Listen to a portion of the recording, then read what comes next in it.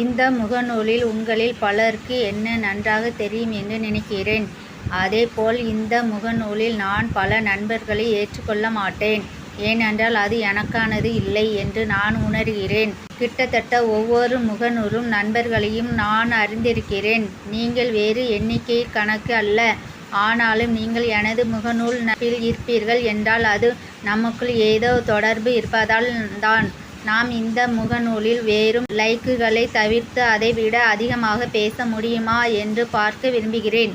இந்த முகநூலில் போட்டோ இல்லாத பதிவுகளை யார் யார் படித்து பார்க்கிறார்கள் என அறிந்து கொள்ள வேண்டும் என்பதால் தான் இந்த யோசனை. இப்போது பதியும் இந்த பதிவை யார் படிக்கிறார்கள் யார் படிக்கவில்லை என்பதை அறிய ஒரு சிறிய சமூக பரிசோதனை. மேலும் இந்த பதிவை கடைசி வரைக்கும் படித்தால் பதிவை படித்தவர்கள் ஒரு வார்த்தையில் கமெண்ட் பண்ணுங்க. உதாரணமாக ஏதோ ஒரு இடம், ஒரு பொருள், ஒரு நபர், ஒரு தருணம், ஏதோ ஒரு அடையாளம், அதில் நீங்கள் என்ன எவ்வாறாக நினைவில் வைத்திருக்கிறீர்கள் என்று அறிந்து கொள்ள உதவியாய் இருக்கும். பிறகு இந்த பதிவை காப்பி போஸ்ட் செய்து உங்கள் பக்கத்தில் பதிவிடுங்கள். பகிர வேண்டாம். நானும் உங்கள் பக்கத்திற்கு சென்று உங்கள் நினைவூட்டும் ஒரு வார்த்தையை கமெண்டாக பதிவு செய்கிறேன். காப்பி போஸ்ட் செய்து உங்கள் முகநூல் பக்கத்தில் பதிவிட நேரம் இல்லை என்றால் தயவு செய்து கமெண்ட் செய்ய வேண்டாம். ஏனென்றால் அவ்வாறு செய்தால் இந்த சோதனை வெற்றி பெறாது என்பது என் எண்ணம்.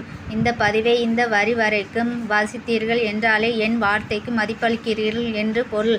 அதற்காக என் அன்புகள். யார் தங்கள் நேரத்தை எனக்காக செலவழித்தீர்கள் என்று அறிந்து கொள்ள ஆவலாய் இருக்கிறேன்.